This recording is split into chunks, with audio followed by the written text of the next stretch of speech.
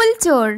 সন্তান স্নেহে ফুল গাছগুলো পরিচর্যা করেন মানসবাবু, অথচ প্রতি সকালেই দেখেন কোনো না কোনো গাছের ডাল ভাঙা, ফুল বেপাত্তা।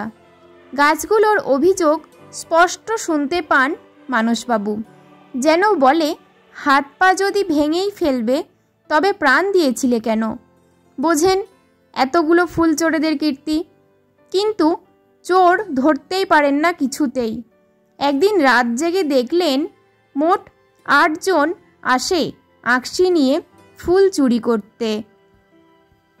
তারা হাত বাড়ালেই ঘরের ভিতর থেকে মানসবাবু বলে ওঠেন, আজ থাক, ফুল আগামীকাল নেবেন। পরদিন বিকেলে কুঁড়িগুলো তুলে 9 ভাগে ভাগ করলেন। 1 ভাগ নিজের জন্য রেখে বাকি 8 ভাগ পাঁচিলে সাজিয়ে রাখলেন, সাথে একটি প্লাগড। গাছের ডাল না ভেঙে এই ফুলগুলো গ্রহণ করে আমাকে ধন্য করুন প্লিজ।